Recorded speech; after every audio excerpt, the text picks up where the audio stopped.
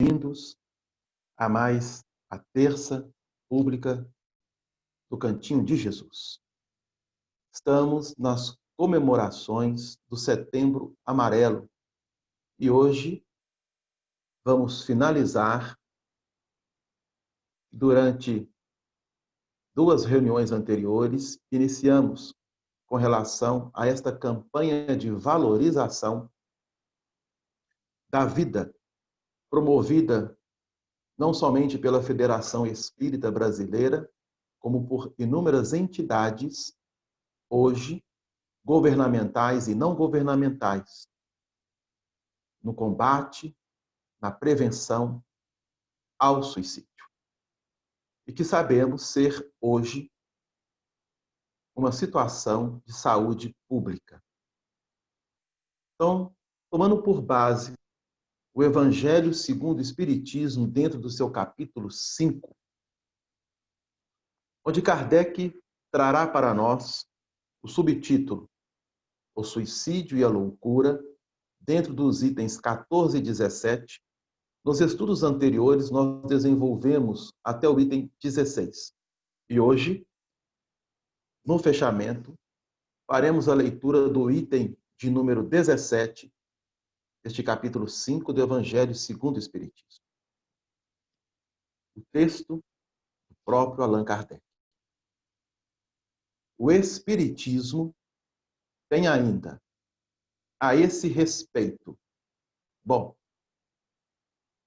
do que ele está se tratando? Que no item anterior, o item 16, ele vai nos falar da propagação das ideias materialistas, que leva a muitos corações à incredulidade de Deus, à incredulidade das leis divinas, consequentemente, à incredulidade da própria vida. O Espiritismo tem a este respeito outro resultado igualmente positivo e talvez mais decisivo. Ele nos mostra os próprios suicidas, revelando a sua situação infeliz e prova que ninguém pode violar impunemente a lei de Deus, que proíbe ao homem abreviar a sua vida. Entre os suicidas, o sofrimento temporário, em lugar do eterno, nem por isso é menos terrível, e sua natureza dá o que pensar a quem quer que seja tentado a deixar este mundo antes da ordem de Deus. Vou fazer uma pausa. Então, Kardec, ele está trazendo para nós que o Espiritismo, através de tudo aquilo que ele está prodigalizando à humanidade, mostra a verdadeira realidade de todos aqueles que retiraram a existência do corpo físico pelo ato do suicídio. E como que o Espiritismo pôde contribuir através disso? Nós temos uma obra intitulada, na Codificação Espírita, o livro O Céu e o Inferno, ou A Justiça Divina segundo o Espiritismo, que na segunda parte deste livro, da Codificação, Kardec nos propõe um estudo muito interessante, que é o relato de espíritos que estão no plano espiritual, trazendo para nós as suas experiências. Teremos inúmeros relatos de várias ordens e graus de espíritos, dentre eles os suicidas. Kardec, ele vai trazer, no capítulo 5 dessa segunda parte, 9 evocações de espíritos que se suicidaram. E eles vão mostrar a realidade da existência que agora eles estão tendo no plano espiritual e as grandes dificuldades, dissabores, sofrimentos pelos quais estão passando. Então, é um convite que nós reiteramos a todos, a leitura, o estudo desta obra, O Céu e o Inferno, especialmente dentro da segunda parte, no capítulo 5, para termos uma informação mais minuciosa dos relatos propostos por esses irmãos Allan Kardec. Isso no ano de 1860, 60 e poucos, porque a obra O Céu e o Inferno, ela veio a lume no ano de 1865. E aí, Kardec coloca que entre os suicidas, o sofrimento temporário em lugar do eterno, nem por isso é menos terrível. Porque qual que era a ideia que até então se tinha? Que tipo de punição, que tipo de recompensa as religiões, as teologias tradicionais, antes do Espiritismo, traziam para nós? Céu e inferno. E dentro dessas duas posições, não podemos deixar de colocar a eternidade das penas. É o que Kardec está trazendo para nós. Que, mesmo sendo o sofrimento do suicida temporário, porque dentro do Espiritismo nós vamos aprender os mecanismos das leis divinas, ele não será menos terrível. E a sua natureza, ou seja, a natureza desses sofrimentos, dessas dores, dá o que pensar a quem quer que seja tentado a deixar este mundo antes da ordem de Deus. É o que Kardec está trazendo para nós. Bom, e aí ele continua. O espírita, agora é diretamente para nós espíritas. O espírita tem, portanto, para opor à ideia do suicídio, muitas razões. Então, nós que estamos estudando o Espiritismo, vamos falar de nós. Embora saibamos que todas as religiões trabalham em Deus e na busca da felicidade em Deus. Embora sabemos que muitas ainda trazem grandes vínculos às ideias materialistas. Mas nós espíritas, nós temos razões suficientes para nos opormos à ideia do suicídio. E quais são elas? Então, Kardec irá nos apresentar a certeza de uma vida futura, na qual ele sabe que será tanto mais feliz. Agora vejam bem, na certeza da vida futura, na qual ele sabe que será tanto mais feliz quanto mais infeliz e mais resignado tiver sido na terra. Essa palavrinha infeliz aqui talvez pode soar um pouco enérgica ou até mesmo dura. Quer dizer então que eu tenha que ser infeliz? Obviamente, não é essa o termo ao qual nós temos que entender. O objetivo é trabalhar a cada instante, a cada momento, a cada minuto, a nossa própria felicidade. E a felicidade, ela se constrói justamente na junção dos segundos, minutos, horas, dias, semanas, meses, anos, décadas.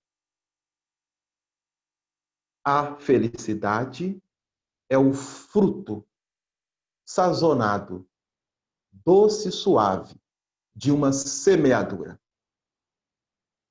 Se nós hoje colhemos, que tipo de frutos colhemos? Esses frutos, eles foram cultivados e trabalhados por nós através de semeaduras.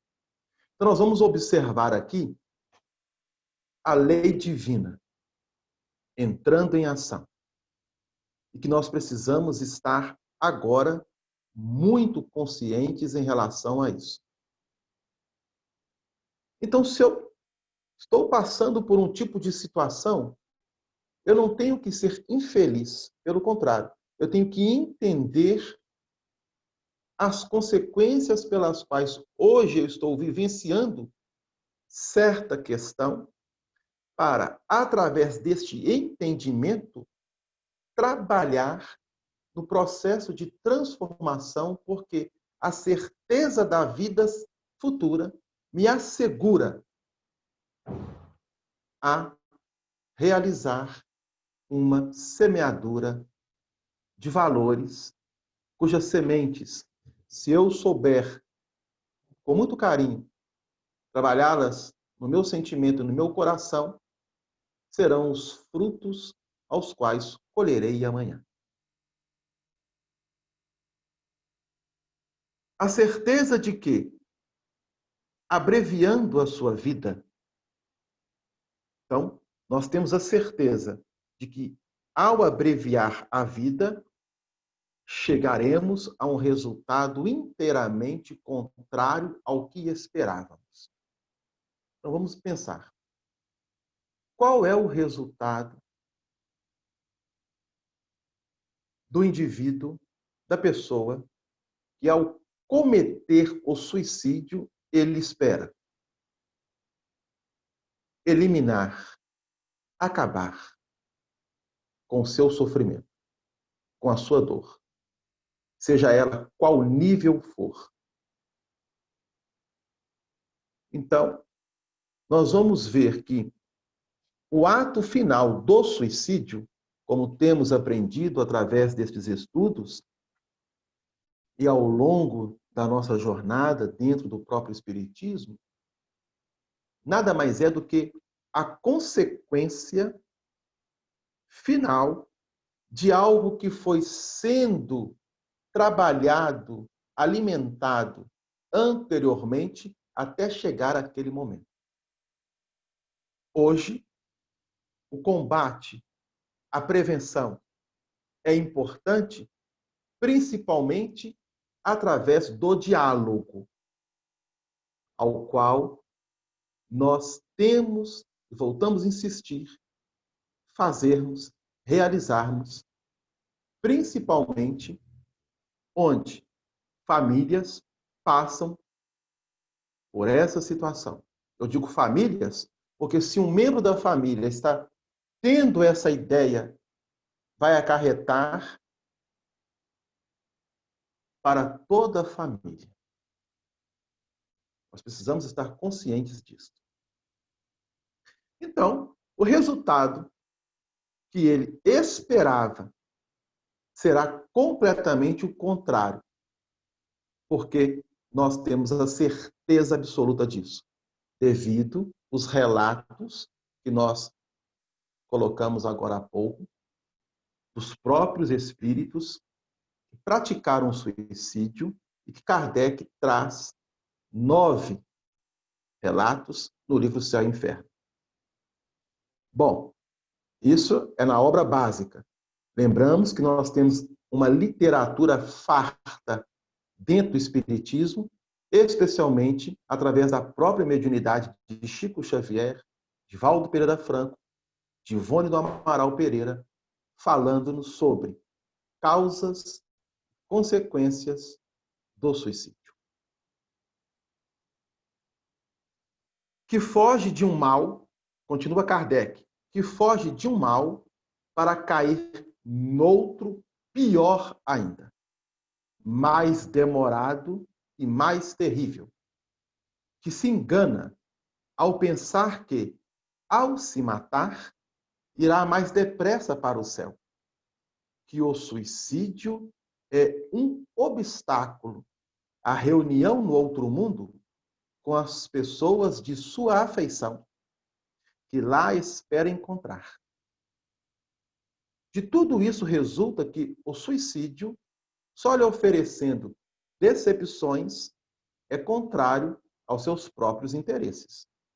Por isso, o número de suicídios que o Espiritismo impede é considerável e podemos concluir que, quando todos forem... Agora, uma pausa. Kardec coloca espíritas. Obviamente que eu não vou corrigir o codificador. Mas eu vou lembrar que o apóstolo Paulo, no capítulo 15, coloca que o verdadeiro espírita é o verdadeiro cristão. Então, abrindo um parênteses, eu vou dizer que quando todos forem verdadeiramente cristãos, não haverá mais suicídios conscientes.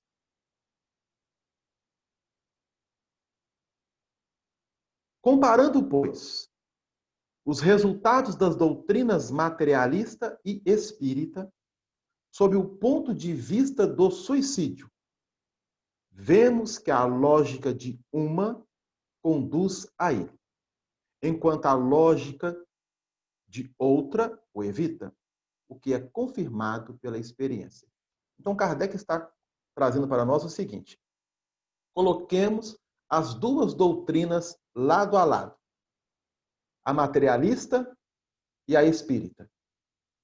A materialista, se a pessoa é adepta ao materialismo, então ela, dentro da lógica do materialismo, vai conduzir fatalmente ao suicídio, principalmente se ela vive um dissabor, um momento de decepção, de frustração, trauma, e ela alimenta a ideia de fugir,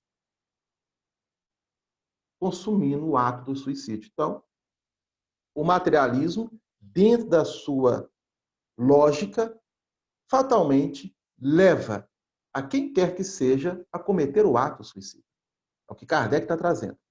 Por um outro lado, o Espiritismo, dentro da sua lógica, mostrando a realidade dos fatos, confirma que há necessidade de o evitar, para não cair, como o próprio Kardec diz, no mal pior e mais terrível.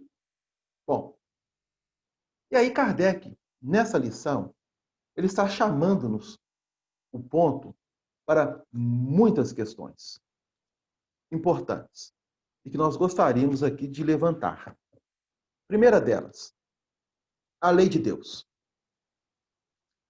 Ter a certeza na vida futura, como ele colocou no texto, é entendermos que é um projeto de Deus para cada um de nós.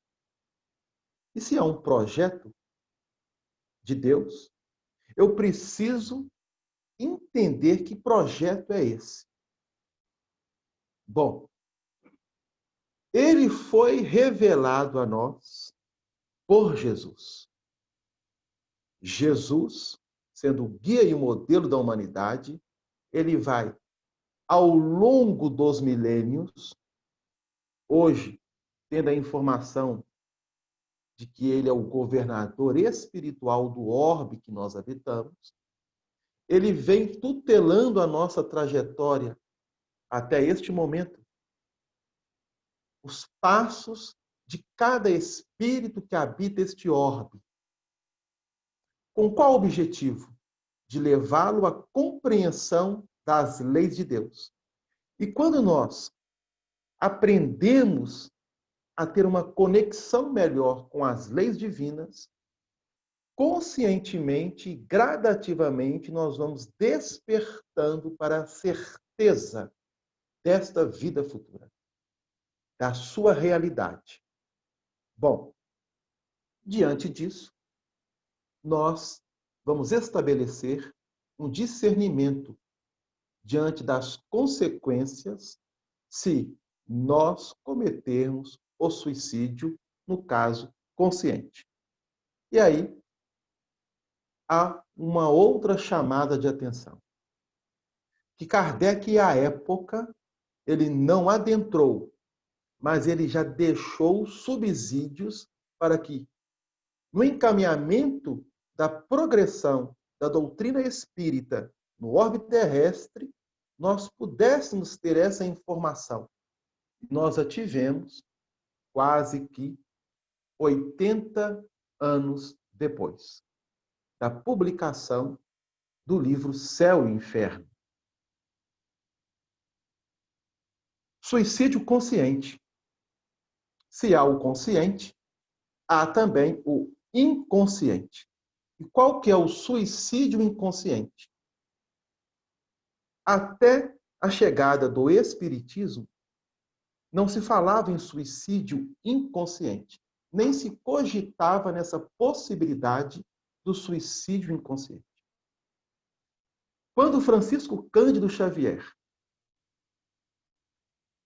trouxe a lume, pela espiritualidade amiga e benfeitora, a obra Nosso Lar, pelo espírito André Luiz, no século passado, na década de 40, nós vamos encontrar no capítulo 4 desta obra, intitulado, o título, O Médico Espiritual, André Luiz sendo acolhido na região hospitalar da colônia Nosso Lar, e de repente adentra o quarto o médico queria cuidar, queria tratar do caso dele. Bom, o médico então faz uma avaliação da sua situação. E é interessante que nesta obra o médico faz a avaliação pelo olhar. Ele não precisou de nenhum aparelho. Isso mostra a sua posição espiritual. Porque quando um espírito é capaz de fazer uma autoavaliação do corpo perispiritual e vendo ali as consequências degenerativas dos órgãos que o corpo perispiritual apresenta, ele sabe quais foram as causas. Ele não precisou de nenhum aparelho. E aí ele coloca para André Luiz, que toma um susto, porque ele nunca ouvira falar, e quando a obra chegou na década de 40, no Brasil, os espíritas também tomaram um susto, porque nunca tínhamos ouvido falar e imaginar da gravidade do suicídio inconsciente. O médico diz para André Luiz, é de se lamentar que o irmão tenha vindo pelo suicídio. André Luiz parou, olhou para ele e disse, há um engano. Eu não me suicidei. Pelo contrário, eu lutei com todas as minhas forças e armas contra a morte. Eu não queria morrer. Eu queria viver. E aí ele foi relatando. Então, neste capítulo 4, a doutrina espírita traz para nós uma informação importantíssima em relação ao suicídio, não o consciente, ao qual Kardec está tratando aqui, mas se ele colocou suicídio consciente, é porque ele deixou o campo aberto para que o futuro, e o futuro chegou 80 anos depois, com a obra Nosso Lar, e com outras que vieram após Nosso Lar, demonstrando esta realidade do suicídio inconsciente. Até então, negado ou ignorado pela grande maioria dos habitantes do planeta Terra, encarnados como desencarnados. Pois bem, mas qual é a grande contribuição do Espiritismo no combate ao suicídio? Será apenas através das leituras, de que a sua vasta literatura se apresenta, através de palestras, de estudos, de debates, de diálogos? qual é também uma das maiores contribuições que a doutrina espírita realiza no combate e na prevenção automaticamente ao suicídio.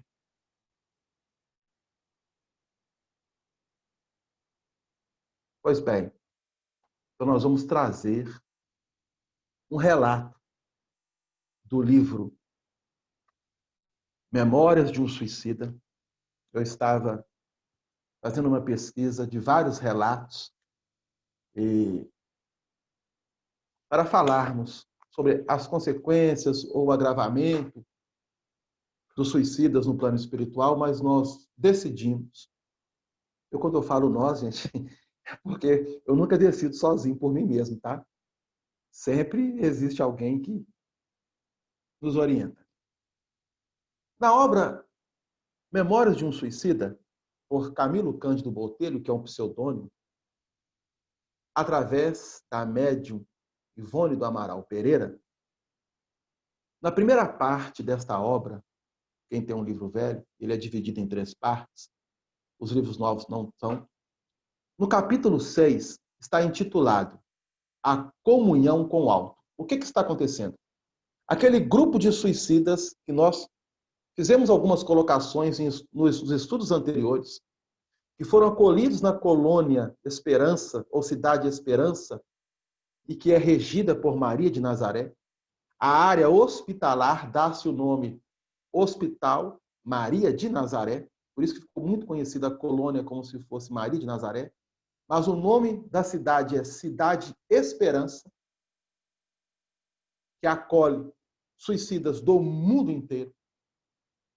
Este grupo, depois de passar por um período de tratamento, esteve apto a se deslocar da cidade espiritual e virem a crosta, onde eles ficaram por 2 meses num processo de tratamento.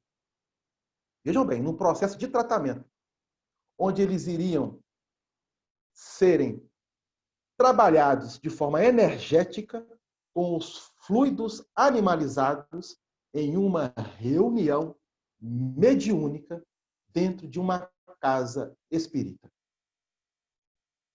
Vejam bem a grande contribuição que nós espíritas podemos oferecer àqueles que cometeram o suicídio e, através das energias que ali são trabalhadas, a espiritualidade direcionar essas energias a muitos corações que estão alimentando a ideia do suicídio.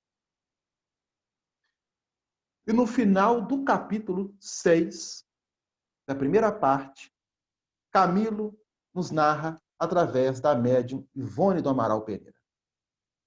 Ó Deus do céu, que ofício religioso ultrapassará em glórias essa reunião singela, desprovida de atavios e repercussões sociais, mas onde a atribulada alma de um suicida, descrente da misericórdia do seu Criador, desesperada pelo acervo dos sofrimentos, daí consequentes e inclemente de remorsos, é convertida aos avores da fé pela doçura irresistível do Evangelho do meigo Rabi de Nazaré.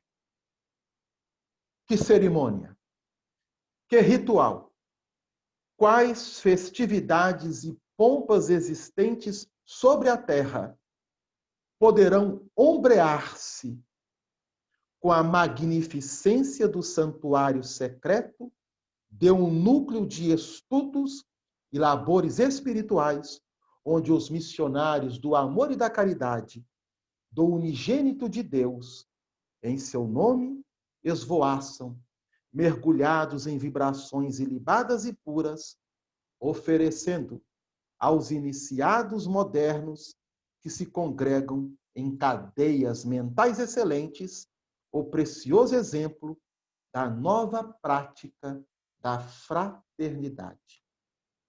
Nova prática da fraternidade.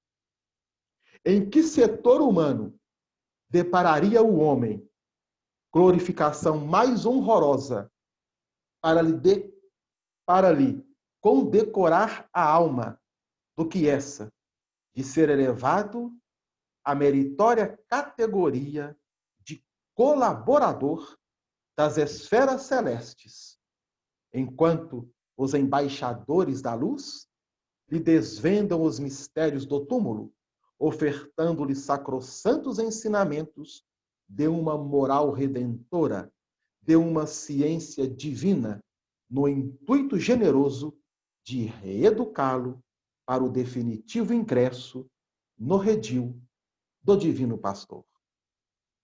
Homem, irmão, que como eu, descendentes do mesmo foco da grande luz, alma imortal, fadada a destinos excelsos no seio magnânimo da eternidade, apressa a marcha da tua evolução para o alto, no caminho do conhecimento, reeducando o teu caráter aos fulgores do Evangelho do Cristo Jesus. Cultiva tuas faculdades anímicas no silêncio augusto das meditações nobres e sinceras. Esquece as vaidades depressoras, relega os prazeres mundanos que para nada aproveitam, senão para excitar-te os sentidos em prejuízo das felizes expansões do ser divino que em ti palpita.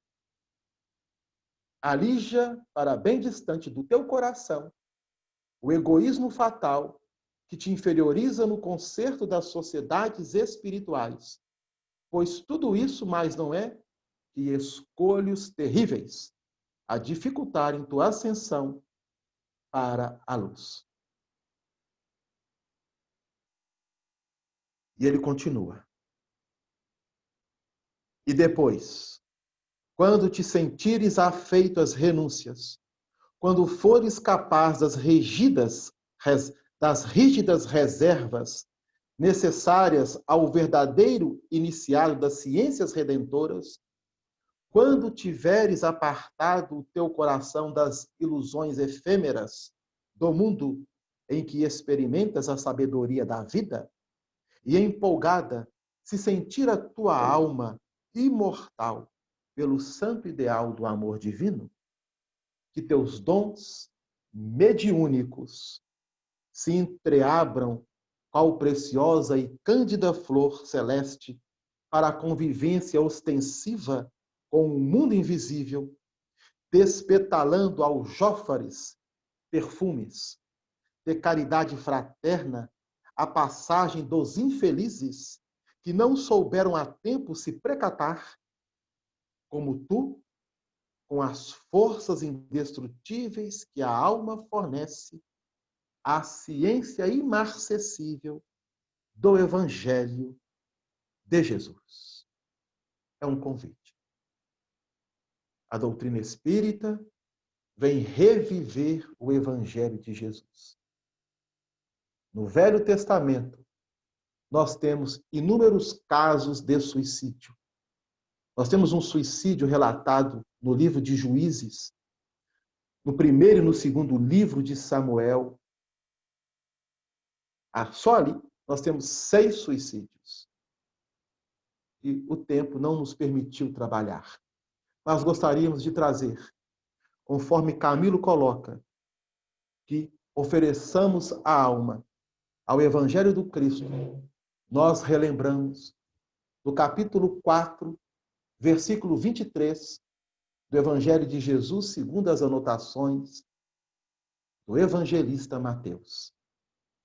E Jesus percorria toda a Galileia, ensinando nas suas sinagogas e pregando com exemplo o evangelho do reino curando todas as enfermidades e moléstias. Que Jesus possa adentrar aos nossos corações. Nós agradecemos imensamente esta oportunidade e convidamos a todos a refletirmos de forma séria, principalmente nós espíritas, no trabalho que desenvolvemos, especialmente no Cantinho de Jesus, onde temos 2 reuniões mediúnicas de socorro aos suicidas. Nós não imaginamos a alegria que é para a espiritualidade superior quando onde nós ali estamos em comunhão com a espiritualidade para oferecer um pouco do nosso tempo, da nossa energia, elastecendo essa fraternidade nova cantada por Camilo a esses corações. É uma das contribuições do Espiritismo para o processo de regeneração da Terra. Uma boa noite a todos, que Jesus abençoe.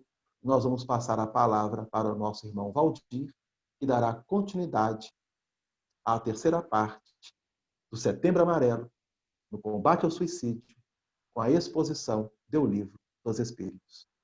É com você, Valdir. Obrigado, então. Obrigado, Delano. Obrigado a todos pela oportunidade, né? Pela participação de todos aí. E nós continuamos com o nosso estudo e aprendizado relativo ao suicídio. Eu vou,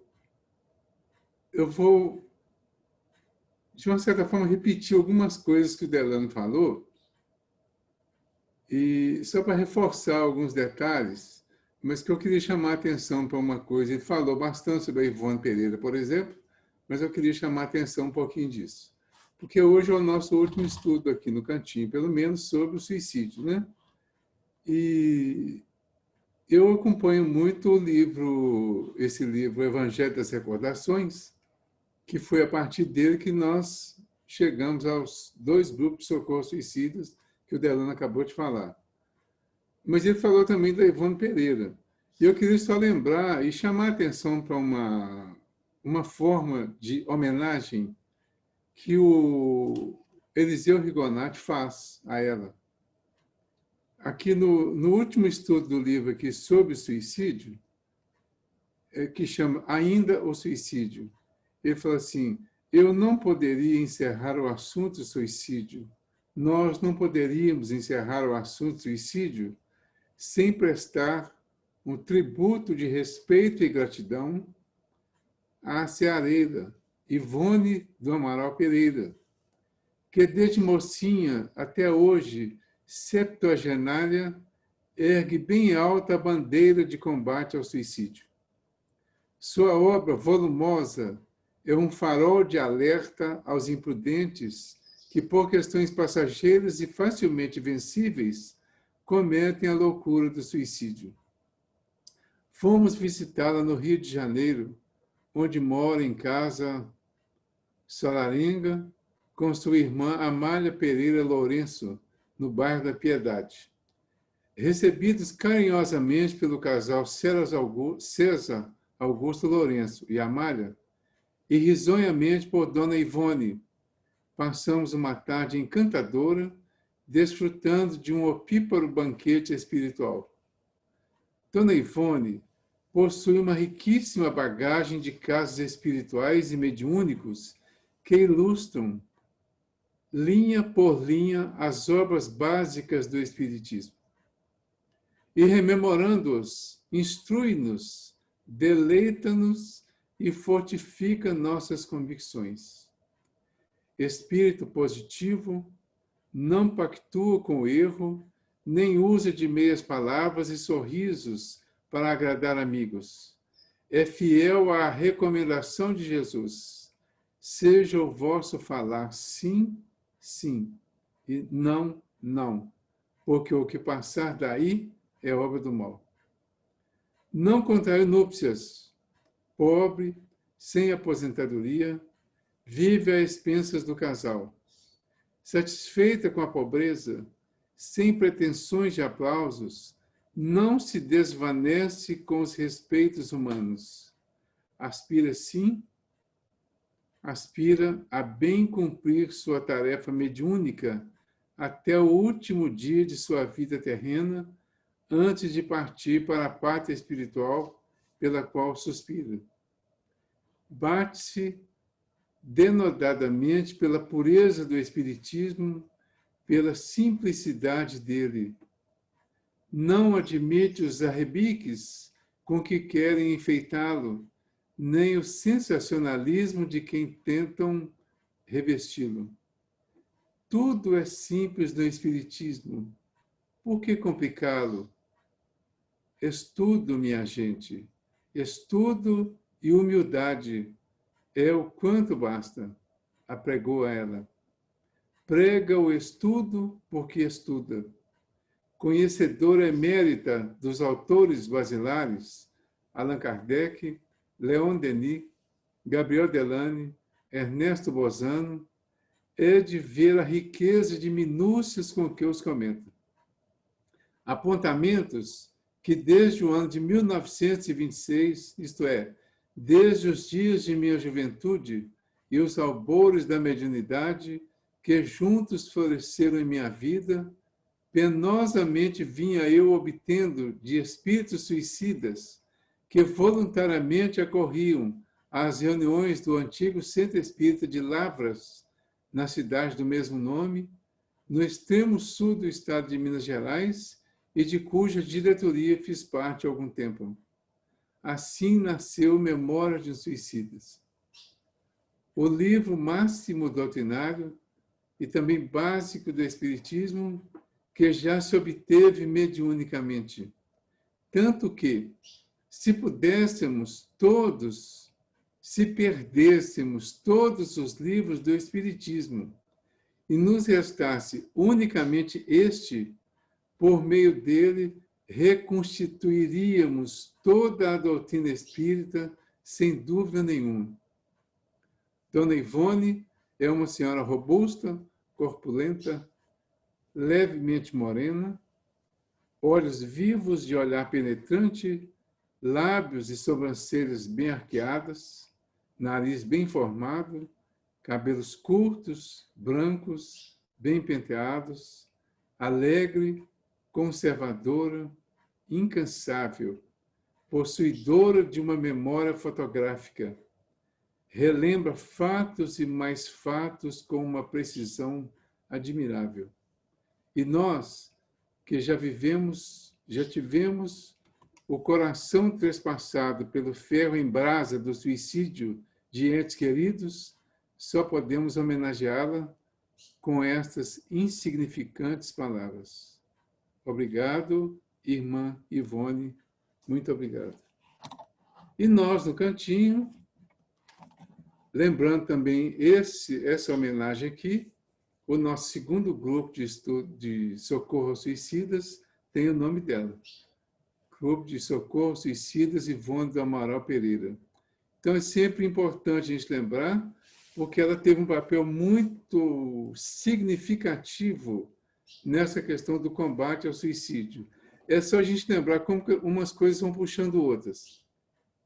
Porque foi a partir do livro dela, que chegou em São Paulo na época, que o Eliseu criou o Grupo de Socorro aos Suicidas, lá em São Paulo.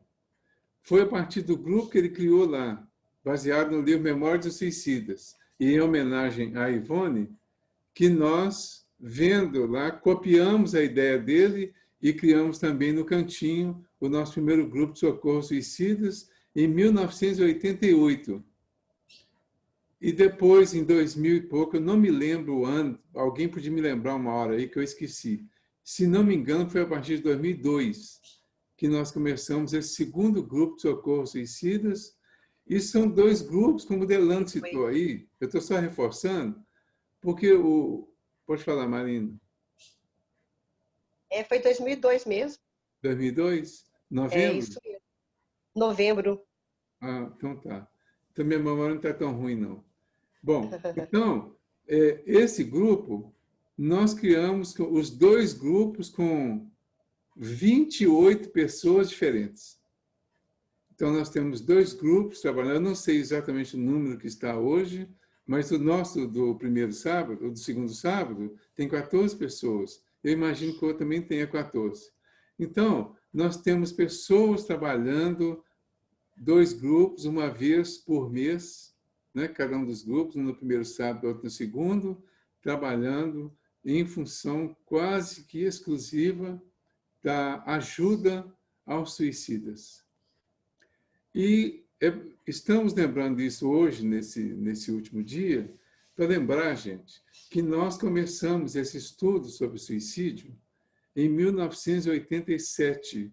Foi quando nós começamos a organizar o primeiro grupo. Lembrando que o Setembro Amarelo começou em 2015. Então, um pouco antes, a gente já tinha iniciado. Mas o livro da Ivone já tinha saído muito antes. Inclusive, esse livro ficou mais de 20 anos guardado para ser publicado, porque ela não conseguia aceitar a ideia de publicar esse livro no momento que ele saiu. Então, ela ficou um tempão com ele guardado. Ela conta a história dela de suicida num livro que chama Recordações da Mediunidade, que ela conta a história e a vida dela, tanto a vida presente quanto a história dela passada, mostrando até alguns detalhes da vida passada dela, em que ela, rica, poderosa, bonita, e se suicidou. Então, tem uma sequência de histórias que ela conta nesse livro, que eu recomendo a todos os médiuns. Recordações da Mediunidade. É um livro muito bom. Muito... Oi. Sim. Eu lembrei aqui de um livro que fala muito sobre ela, é Trajetória de uma Alma. Ah, sim. Esse eu não conheço, não. É dela Trajetória também? de uma Alma. É É dela? muito bonito também. É dela. É. Alguém falando sobre ela, sabe? E fala muita recordação boa, sabe? Explicando a vida dela, as dificuldades que ela teve, o que ela venceu. Foi excelente. Pois é. Ela fala, Né? nesse livro aqui, ela fala que nunca teve um minuto de felicidade durante toda a vida. Ela teve provações e dificuldades a vida toda. Mas, apesar disso, o Eliseu disse que a viu sorridente e aparentemente feliz. Né? Então, só para a gente lembrar esse pouquinho, que o nosso foco, na verdade, é o Livro dos Espíritos. Né? E nós vamos continuar o Livro dos Espíritos. Nós falamos da semana passada na questão 946. Eu vou fazer o seguinte. Na 945, o Kardec pergunta assim, não é sempre voluntário, aliás, 945, o que se deve pensar do suicídio que tem como causa o desgosto da vida? O que o Kardec faz que nessa sequência de perguntas que os espíritos respondem? Ele vai fazendo uma série de perguntas mostrando os diversos aspectos do suicídio e as possíveis explicações e justificativas para a existência, com possibilidade de punições ou não, e ele vai mostrando todos os detalhes até chegar na última questão sobre o assunto, que é a 957, em que ele vai mostrar as consequências de uma forma assim, mais ampla até. Então, nós vamos passar por todas elas agora, de uma forma mais rápida, para a gente deixar pelo menos uma ideia, uma sugestão, para que todos estudem depois esses assuntos. E lembrando que depois nós vamos voltar, na sequência do Livro dos Espíritos, nós vamos voltar nesses assuntos, porque nós antecipamos um pouco para poder falar do assunto durante esse mês. Por isso que a gente vai fazer um pouquinho assim mais rápido, só para dar uma ideia geral de tudo. Então, na ideia geral, o Kardec vai fazendo uma série de questões, como essa aqui, né? O que se deve pensar do suicídio que tem como causa o desgosto da vida? Ou seja, desgostar da vida é motivo? Aí os espíritos respondem, insensatos, por que não trabalhavam? Aí na 946, ele pergunta, e do suicídio cujo fim é fugir? Aquele que o comete as misérias e as decepções deste mundo, Ou seja, a pessoa tem uma necessidade de fugir das misérias e das decepções deste mundo. Ou seja, a pergunta é, está justificado? Está explicado? Vamos dizer assim, pode dizer que é normal? Aí eles respondem, pobres espíritos que não têm a coragem de suportar as misérias da existência. Ou seja, não está justificado. Deus ajuda os que sofrem e não os que carecem de energia e de coragem. As tribulações da vida são provas ou expiações e certamente nós temos que passar por elas. Na 946A, quer dizer, o Kardec reforça a pergunta, fala, os que hajam conduzido o desgraçado a esse ato de desespero, sofrerão as consequências de tal proceder? Oh, esses, ai deles, responderão como por um assassínio. Então, as pessoas que têm responsabilidade de levar uma outra pessoa ao suicídio, por quê? Uma pessoa vai ao suicídio por decisão própria, mas muitas vezes ela é incentivada, tanto dentro dos processos obsessivos dos desencarnados, quanto por processos obsessivos dos encarnados. Então, os encarnados, diz a Ivone Pereira, né? Ivone não, a Sueli Caldas, que a obsessão pode ser de encarnado para encarnado, de desencarnado para desencarnado, de desencarnado para encarnado, de encarnado para desencarnado. Ou seja, a obsessão é um processo de influência espiritual de um ser contra o outro, independente da posição que ele esteja nessa questão de encarnado ou desencarnado. Então, quem atua de forma obsessiva, levando uma outra pessoa ou dando mais motivo para que uma outra pessoa se suicide, assumirá a responsabilidade.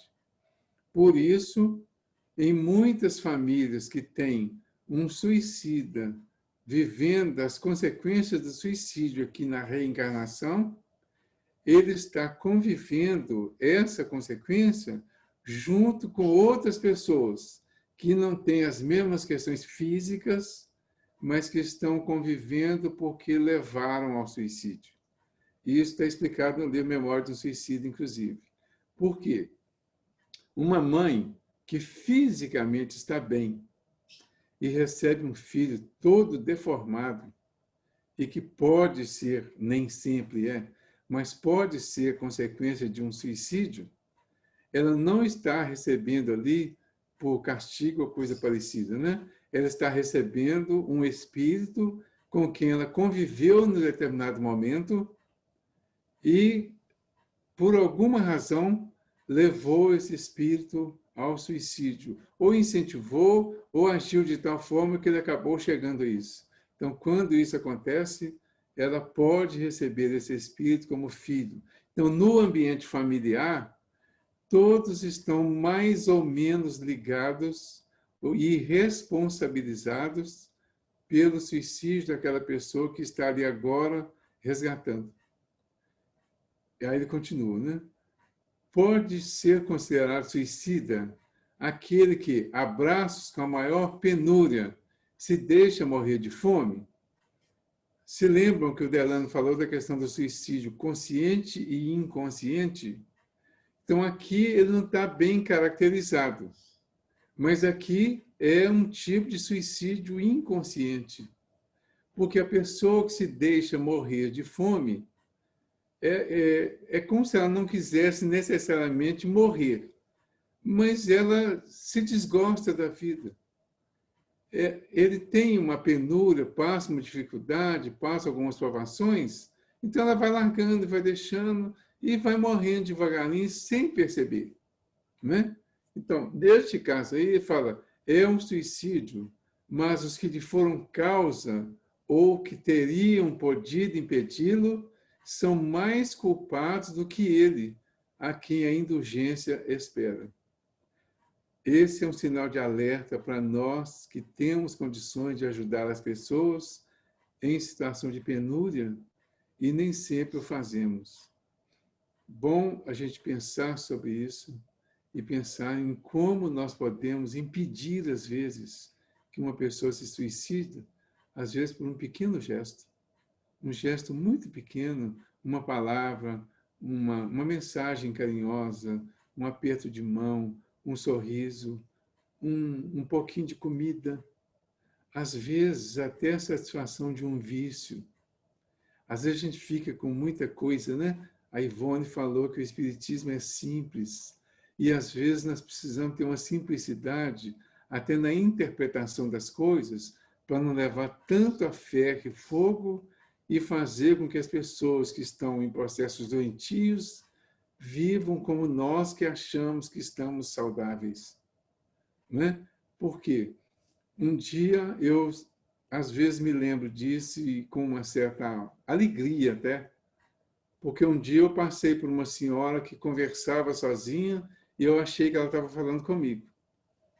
E quando eu me dirigi a ela, ela disse: "Ô moço, eu seria tão feliz aqui agora com uma pouca coisa." Aí quando ela falou, e do jeito que ela falou, eu vi que ela tinha uma deficiência mental. E eu falei: "Qual seria a sua felicidade?" E ela disse: "Um cafezinho e um cigarro." E eu achei aquilo tão simples, tão importante, e tão pouco para fazer, que eu achei que não devia considerar o vício ou o mal que o cigarro poderia fazer.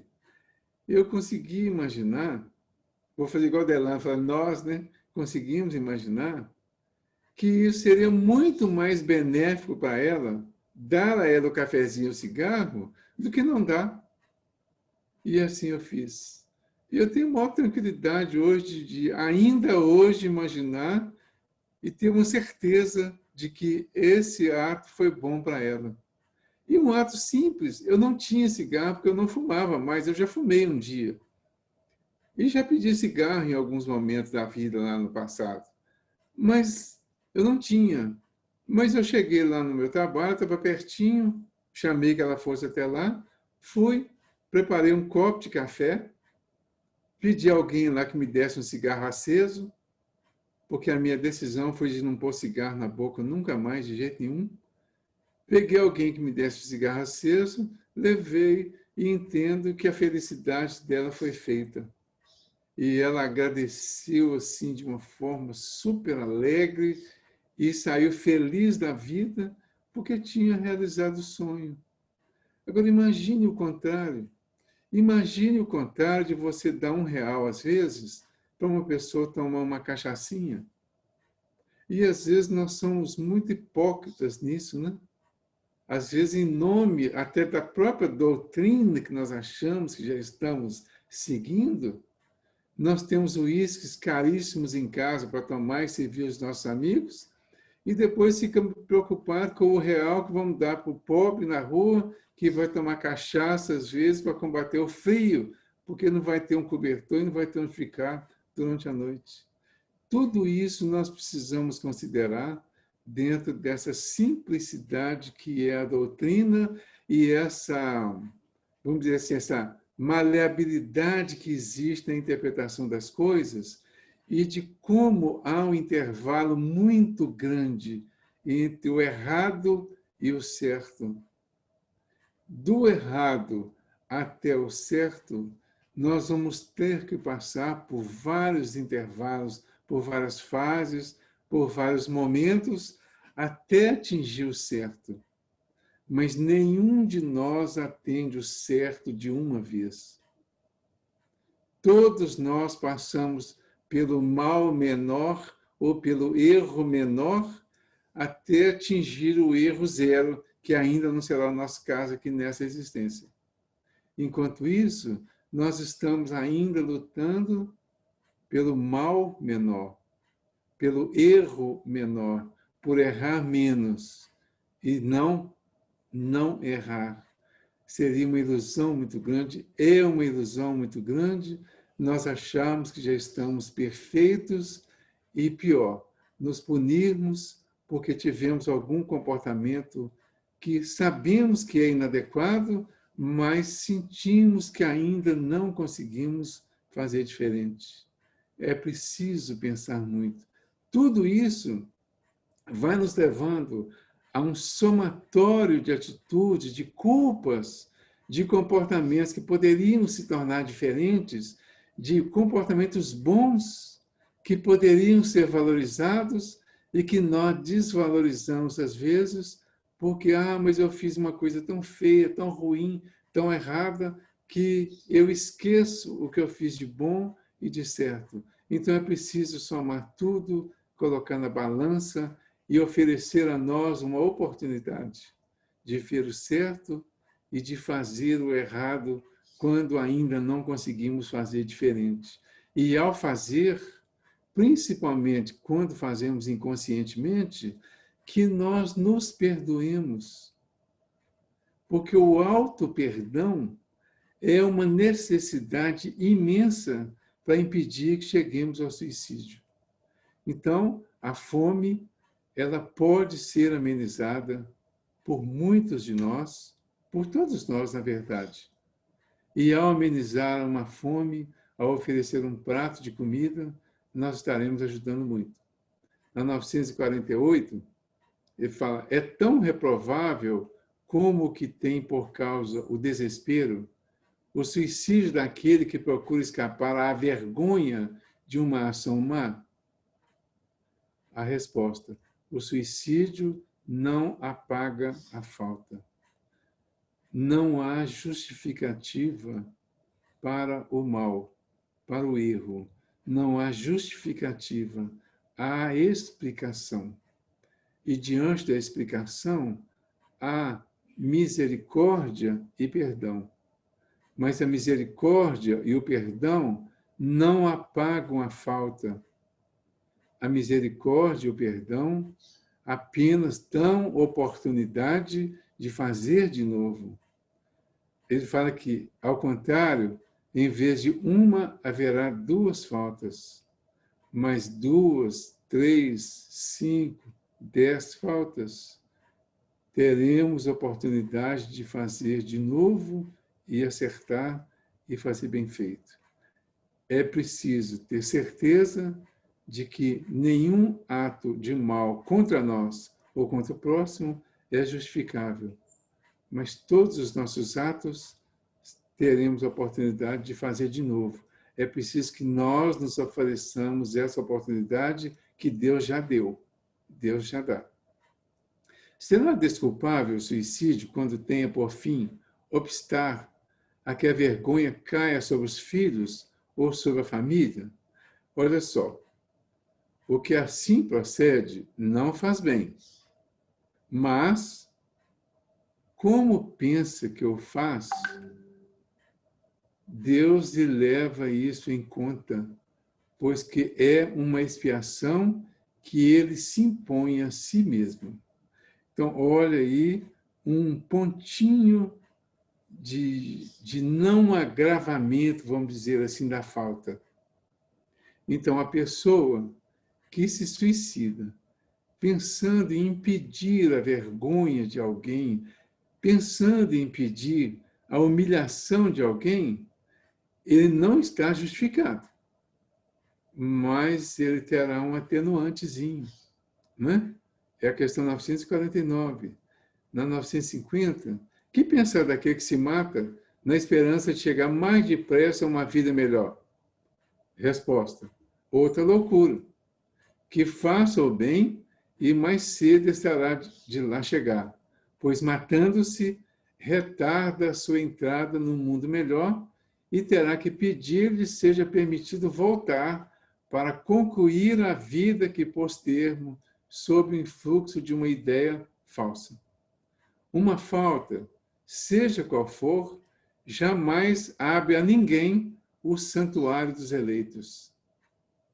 Me lembro, no livro Martírio de um Suicida, tem uma história de uma jovem que era muito virtuosa, aquela jovem, acho que eu já até comentei, que era uma jovem muito virtuosa, que sempre que ela passava, todos diziam que ela era uma santa, que assim que ela morresse, que ela ia direitinho para o céu, porque era uma pessoa muito boa, muito virtuosa, que cuidava da mãe, que tinha muita responsabilidade com a família e tal, e que ela já era uma santa e que assim que ela morresse, ela iria para o céu. E a moça entendeu que ela já podia morrer e suicidou. E ela foi realmente para o Vale dos Suicidas, como diz nesse caso aqui. Tem todas as virtudes que as pessoas veem, mas às vezes intimamente falta virtude ainda. Falta virtude suficiente para entender um outro aspecto da vida. E aí a pessoa precisa passar por uma dor, que é a dor chamamento a uma outra realidade. Eu tenho dito que uma das, eu diria, umas boas consequências do suicídio é aquela certeza de que chegou no fundo do poço. O poço não tem fundo. Ele tem para quem chegou no extremo. E quando o extremo é o suicídio, a pessoa que chega por ele e se conscientiza que chegou ao fundo do poço, ali ela só tem uma saída: subir. Porque não tem como descer mais ao fundo. Então, a partir dali, ela só tem uma saída: subir. E é a partir daí, e está claro isso também no livro Memória de um Suicida, né? Especialmente lá no finalzinho, a saída que essa pessoa tem agora é recomeçar e refazer tudo, passando por todas as privações necessárias. Todas elas serão passadas, serão vividas e serão vencidas. Uma falta, seja qual for, jamais abre a ninguém o santuário dos eleitos. Então, mas a falta abre a oportunidade de recomeçar, de refazer. Não é às vezes meritório o sacrifício da vida quando aquele que o faz visa salvá-la de outrem ou ser útil aos seus semelhantes? Essa pergunta também é importante. Aí ele fala, isso é sublime, conforme a intenção. E, em tal caso, o sacrifício da vida não constitui suicídio. Então, quando você vai, por exemplo, os médicos que estão trabalhando agora diante do coronavírus, especialmente nessa fase inicial, em que os órgãos em geral, governamentais em especial, né, e órgãos médicos, uns seguindo aos outros, indicaram que o melhor era todos se recolherem para evitar um acúmulo muito grande de pessoas doentes e encher muito o sistema de saúde e as pessoas não terem nem onde ser tratadas depois. Esse foi o principal argumento da pandemia, ou seja, dessa paralisação. Mas e os médicos? E os enfermeiros? E o pessoal da área de saúde? Qual a opção que eles tinham? Eles não podiam ficar em casa. Existiam e existem muitos outros profissionais que não podem ficar em casa diante de uma pandemia ou diante de uma crise qualquer. Existem pessoas, mesmo em época de guerra, que eles são obrigados a ir para a guerra. Então, a pessoa está submetida a determinadas leis que a obrigam, às vezes, a cumprir as leis. E, nesse caso específico das pessoas da área de saúde, que são aqueles a quem nós precisamos hoje fazer toda a nossa homenagem, né? Pelo trabalho que eles vêm fazendo aí, todos, em todas as funções, em todas as especialidades, é preciso chamar atenção para esse detalhe aí. Então, essas pessoas que morreram nessa condição aí, eles não são suicidas.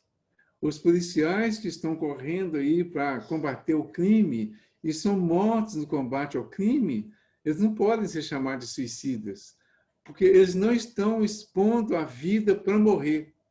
Eles estão, muitas vezes, expondo a vida para salvar outras vidas, ou para diminuir a quantidade de morte de outras pessoas. Então, esses têm um comportamento, têm uma visão meritória e não pode ser considerado suicídio. Mas ele fala, mas Deus se opõe a todo sacrifício inútil e não pode ver de bom grado se tem o orgulho a manchá-lo.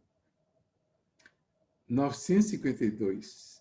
Comete suicídio o homem que perece vítima de paixões que ele sabia de haviam de apressar o fim, porém, a que já não podia resistir por havê-las o hábito mudado em verdadeiras necessidades físicas, aí, de novo, o suicídio inconsciente não bem caracterizado, né? Ele fala, é um suicídio moral. Então, suicídio consciente e inconsciente. O chamado consciente é aquele que a pessoa programa a própria morte, faz todo um planejamento ao longo da vida e vai, às vezes, até adiando, esperando o momento certo, mas ele tem tudo armado, tudo articulado para, no momento certo, ele fazer. Esse é o chamado consciente. O inconsciente é exatamente esse. A pessoa que é vítima de paixões que ela sabe que vão apressar o fim da sua vida.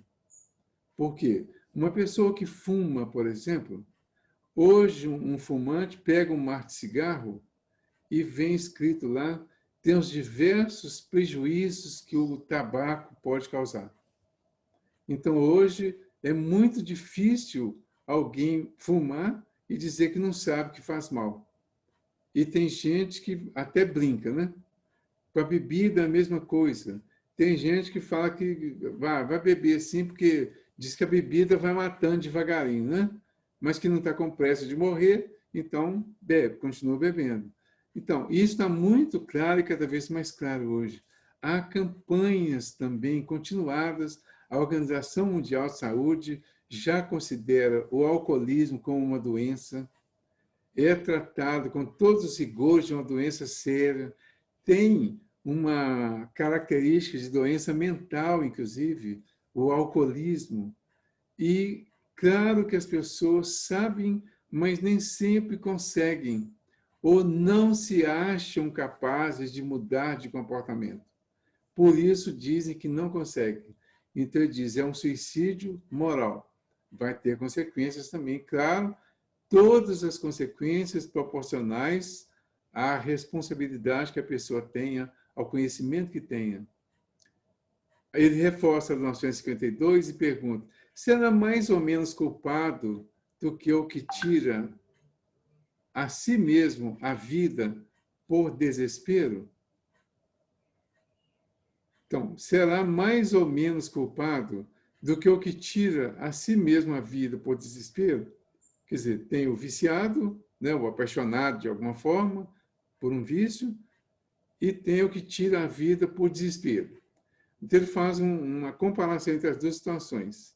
Ele diz assim, que é mais culpado, porque tem tempo de refletir sobre o seu suicídio. Então, o que se suicida inconsciente, através do vício, ou mesmo aquele que articula ao longo de um tempo o seu suicídio, ele tem tempo para pensar a respeito. O que faz por desespero, ele não tem tempo. Eu diria assim, teoricamente, porque as conclusões que os psicólogos chegaram quando iniciaram esses estudos mais profundos sobre o suicídio, chegaram à conclusão que a grande maioria dos suicidas avisam antes, ao longo de um tempo, que estão planejando o suicídio. Eles dão algum sinal. Então, se ele está dando algum sinal, significa que ele já está planejando. Então, por isso é importante observar. As pessoas que falam com muita frequência que se acontecer isso ou aquilo que morre, se tiver uma determinada doença que suicida, se acontecer uma desavença qualquer na vida, se mata. Se uma pessoa morrer, por exemplo, morre junto. Então, essas pessoas, posso dizer, são tecnicamente os suicidas em potencial. Então, essas pessoas precisam ser observadas e, se a pessoa ainda está consciente disso e achar que isso é importante, o ideal seria procurar se tratar em relação a isso. E, se está com uma relativa consciência, estude os argumentos espíritas contra o suicídio. Estude tudo a respeito do assunto, principalmente as consequências espirituais e depois as consequências físicas. Para entender bem todo o processo, nós temos que entender que vamos continuar vivos no plano espiritual, depois de matar o corpo aqui, e que vamos renascer com um corpo formado com o molde que está no nosso perispírito, que está lesado pelas consequências do suicídio. Como foi a desencarnação? Que método foi usado? Todos os métodos, conscientes ou inconscientes, que nós usamos aqui para chegar ao suicídio, lesam o físico e lesam o corpo espiritual, o perispírito. Ele fica com todos os registros, com todas as marcas negativas que nós vamos fazendo ao longo do tempo, pelo inconsciente, ou no momento em que a coisa aconteceu de uma forma, às vezes, bem agressiva. Então, exatamente da forma que aconteceu, vai ficar o registro no perispírito, e esse registro do perispírito, que é uma deformidade que vai acontecer nele, ele passa a ser uma forma. O perispírito é a forma para a nossa forma. Essa forma, como uma forma de bolo, que se amassada, o bolo vai sair torto, assim será o corpo resultante de um perispírito que tenha alguma deficiência por causa de lesões da encarnação passada, pela responsabilidade do dono daquele corpo e daquele perispírito. Então, assim como foi feita a lesão, assim será o resultado do corpo físico. Pode demorar uma encarnação ou mais, mas aquele conserto será feito em algum momento. Então, é importante estudar isso, estudar o Espiritismo, saber que não é simplesmente alguns anos de dificuldade no plano espiritual, e como André Luiz ficou 8 anos, mas 8 anos tudo bem, passa rápido, a pessoa nem vê. Mas não é só isso. O André Luiz já falou das próximas encarnações dele, que ele vai ter que passar pelas dificuldades que ele criou aqui. Então, essas marcas que estão no perispírito dele, e ele está agora no plano espiritual, ele não se santificou, ele aprendeu muito, ensinou muito para nós, passou muita informação importante, ainda está passando. Ele está se preparando através do trabalho voluntário que está previsto lá no livro Céu e Inferno. O arrependimento só não basta. É necessária a reparação e a expiação. O que o André Luiz, por exemplo, está fazendo? Ele está fazendo um trabalho voluntário extraordinário de trazer instruções para nós, que a maioria delas não são dele, são de outros mentores que passam para ele e ele conta para nós, através dos livros, o que ele viveu, o que ele viu lá. Podem ver que a obra dele todos eles têm um mentor. O Missionário da Luz, por exemplo, é o Alexandre, tem o Aulus, tem o Clarencio, e cada obra dele tem um mentor. Esses mentores é que são os espíritos mais elevados e que têm profundos conhecimentos. Algumas obras vem um mentor convidado para fazer uma palestra sobre um determinado assunto. Lá nos Mensageiros, por exemplo, tem lá o Telésforo, que veio trazer uma série de informações sobre mediunidade. O que o André Luiz fez? Repassou para nós. Então, ele faz um trabalho como se fosse um médium. Isso está explicado no livro do Chico Xavier também, que ele fala que o André Luiz tem 13 espíritos que o orientam na elaboração dessas obras. Então, o que vai acontecer? Ele vai reencarnar um dia, as marcas que estão no perispírito dele terão que ser refeitas, consertadas aqui. Qual foi a vantagem de ele aprender tudo isso e passar tudo isso para nós? Ele vai conseguir passar por tudo isso mais tranquilamente, com mais conhecimento, com mais entendimento. Mas isso não vai impedir que ele refaça tudo aquilo que fez errado. E isso serve para todos nós, claro. né? Então, por isso, quanto mais trabalho voluntário fizermos em benefício do próximo, estaremos fazendo muito mais em benefício nosso. É por isso também que o capítulo 15 do Evangelho segundo o Espiritismo se chama Fora da caridade não há salvação. Porque a caridade é o nome dado, eu diria até o apelido dado ao trabalho que nós fazemos em favor do próximo, que nós às vezes até achamos que é o mais necessitado, para que através desse trabalho nós consigamos resolver muitas das nossas questões. É aquela caridade que cobre uma multidão de pecados morais e nos prepara para o cumprimento da solução dos pecados, entre aspas, né, físicos. Então, é importante que a gente aprenda, estude sobre isso. 953A. Concebe-se que, nas circunstâncias ordinárias, o suicídio seja condenável.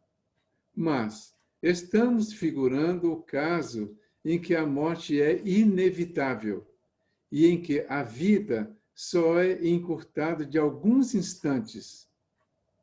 Resposta? É sempre uma falta de resignação e de submissão à vontade do Criador.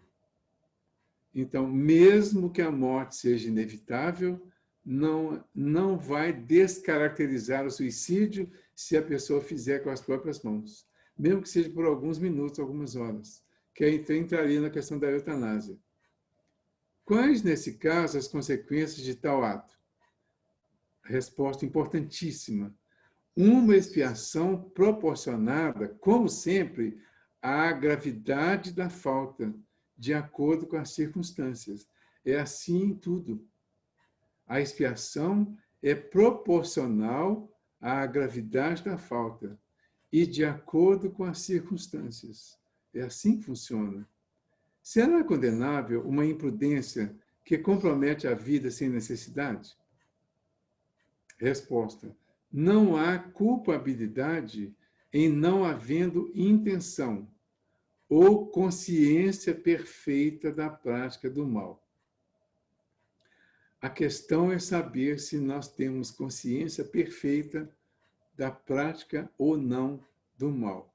Por isso, a sugestão é: evitemos fazer aquilo que esteja recomendado que não faça, inclusive pela lei humana.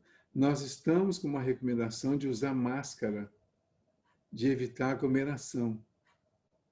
Por quê? A máscara e a aglomeração são dois fatores que podem trazer facilidade para pegar o Covid, não é? Se há essa recomendação, nós temos que seguir essa recomendação. Porque seguir a recomendação é cumprir a lei. E cumprir a lei é fazer a nossa parte e nos prevenir do suicídio inconsciente. Certo? Aí que está a gravidade disso. O suicídio inconsciente, você não vai para a aglomeração e não vai andar sem máscara porque você não quer morrer. Não é porque quer morrer. É porque você não quer obedecer à lei. Porque você não quer, acha. Tem muita gente que fala, mas Deus me protege. Sim, Deus te protege avisando, através de pessoas, de leis, que você precisa tomar determinados cuidados. Quando nós tomamos os cuidados todos, Deus nos protege.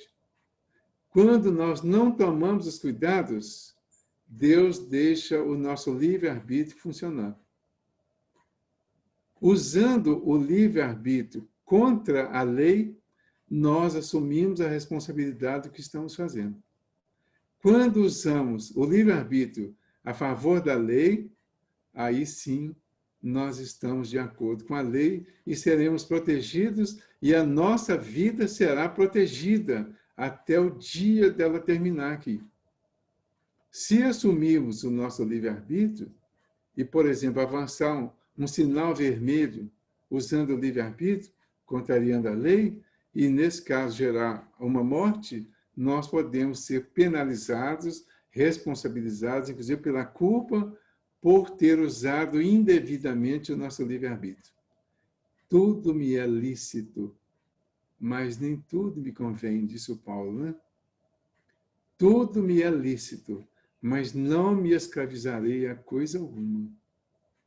Então, se a nossa escravização tiver que acontecer, que seja a Deus e não a Mamon. As coisas de Deus. Mas as coisas de Deus têm representação aqui na Terra e isso vai fazer diferença para nós. Tem uma aqui que não faz muito sentido para nós aqui, não. A 55, mas vamos para 56, que o nosso tempo está acabando também, né? Alcançam o fim objetivado aqueles que, não podendo conformar-se com a perda de pessoas que lhes eram caras, se matam na esperança de juntar-se-lhes. Resposta. Muito diverso do que esperam é o resultado que colhem. Em vez de reunirem ao que era objeto de suas afeições, deles se afastam por longo tempo, pois não é possível que Deus recompense um ato de covardia e o insulto que lhe fazem com duvidarem da sua providência. Caríssima essa questão, né? Então, uma pessoa morre. Aí eu fico tão desesperado que quero morrer junto, quero ficar junto. O que eu faço? Morro também. Só que quando eu morro, eu antecipo o meu tempo. E quando eu antecipo o meu tempo, se eu tenho que ir com 80 e vou agora com 70, eu antecipei 10 anos. Então, esses 10 anos, eu vou ficar lá no Vale dos Suicidas, ou coisa parecida. Não terei acesso àquela pessoa que morreu de morte natural, porque ela está num ambiente completamente diferente, e eu não terei acesso a ela. Muito provavelmente, nem ela terá acesso a mim, porque eu preciso passar pela minha prova. E se tiver, eu não a verei, como o André Luiz ficou lá 8 anos sendo assistido e não via a assistência. Ele só via as dificuldades que estava vivendo. Está bem explicado, isso está no capítulo 1º do nosso lar. 957, a última questão do assunto. Essa é importantíssima, que ela fala exatamente das consequências. Quais, em geral, com relação ao estado do espírito, as consequências do suicídio? A questão é um pouquinho longa. Eu vou ler só a resposta, que fala assim, olha, muito diversas são as consequências do suicídio. Não apenas determinadas, e em todos os casos, correspondem sempre às causas que o produziram. Há, porém, uma consequência a que o suicida não pode escapar. É o desapontamento. Mas a sorte não é a mesma para todos. Depende das circunstâncias. Alguns expiam a falta imediatamente, outros em nova existência, que será pior do que aquela cujo curso interromperam. Então, essa é a resposta dos espíritos, e depois vem um comentário do Kardec. Mas eu queria fixar nessa resposta aqui, para chamar a atenção para alguns detalhes importantes. Eu já passei 4 minutos, né? Só mais um detalhezinho, tá, gente? Estou chegando lá. Então, ele fala assim, muito diversas são as consequências. Eu queria chamar a atenção para as pessoas que são parentes de suicidas e que, às vezes, ficam pensando no que pode estar acontecendo com a pessoa lá por causa do suicídio direto ou indireto que ela praticou. Gente, não vamos pensar nisso, não. Não vamos condenar e não vamos tirar conclusões precipitadas sobre o que está ou não acontecendo com a pessoa, porque exatamente, ele fala aqui, ó, não apenas determinadas, e em todos os casos, correspondem sempre às causas que o produziram. As causas são íntimas, e nenhum de nós está capacitado para julgar a causa, o motivo que a pessoa teve. Então, a nós que ficamos aqui, que somos parentes, amigos, seja quem for, a nós cabe respeitar essa pessoa que nós amamos. independente da decisão que ela tenha tomado, ela continuou viva e ela fez o que ela conseguiu naquele momento. Não vamos nos culpar, mas não vamos condenar essa pessoa e piorar ainda mais a situação dela. Vamos orar por ela. Vamos evitar algumas expressões, que inclusive tem aqui nas traduções, algumas expressões que são pesadas. O Delano até citou uma aí. Temos expressões que são pesadas. Vamos evitar essas expressões. O desgraçado, o imbecil, o infortunado. Vamos tentar evitar essas expressões e vamos nos dirigir àquela pessoa que nós amamos como alguém a quem realmente amamos. Então, não importa a pessoa que nós amamos, aquele amigo, aquela namorada, aquela esposa, aquele marido, aquela pessoa com quem convivemos e que nós amamos e respeitamos e admiramos essa pessoa, não o julguemos porque ele teve um final escolhido de uma forma que pareceu tão trágica. Vamos respeitar essa pessoa, vamos orar por ela e vamos vibrar para que essa pessoa tenha acesso às oportunidades que todos os suicidas têm. Os suicidas, quando eles passam aquele período mais delicado, eles são acolhidos nos braços de Maria de Nazaré, a nossa Mãe Santíssima. Então, que nós pensemos muito sobre tudo isso e tenhamos uma conclusão desse assunto muito boa. Eu imagino que eu que vou terminar, né, que já extrapolei todos os horários, me desculpem, mas eu queria ainda ler uma mensagem para a gente finalizar e vai servir como preço para o nosso final. Tá bom, Jaqueline, Delano? Pode ser? Ok, Valdir, pode. Ou já foi todo mundo embora? Tem uma mensagem que eu estou repetindo até de repente, mas acho que na terça-feira não li ainda não.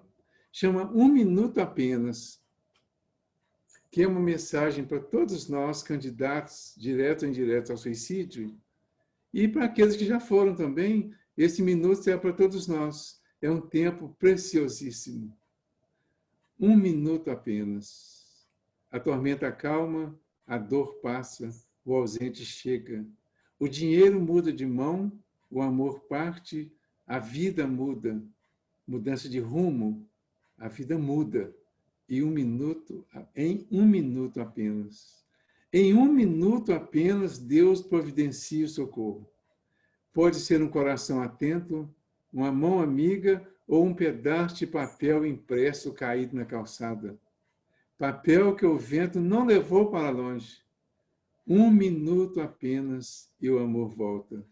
A esperança renasce, um minuto apenas, e o sol rompe as nuvens, clareando tudo. Não se desespere, espere. Um minuto apenas, e o socorro chega. O panorama se modifica, a vida floresce. Tenha paciência. Não se entregue à desesperança, aguarde. Enquanto você sofre, Deus providencia o auxílio. Aguarde. Um minuto apenas, 60 segundos, uma vida. Um minuto a mais. E em um minuto apenas, a misericórdia divina se derrama cheia de bênçãos nas vielas escuras dos passos humanos. Corrige, saneia, repara, transformando-as em estradas luminosas no rumo da vida maior. A mensagem é de Marco Prisco, psicografada pelo Divaldo Pereira Franco, e há quem diga que o Marco Prisco é o André Luiz.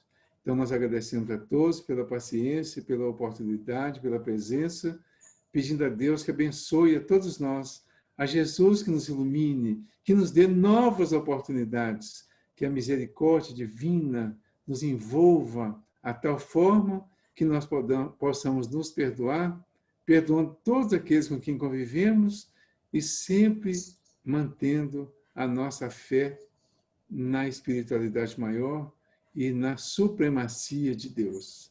Obrigado. Jesus esteja com todos nós.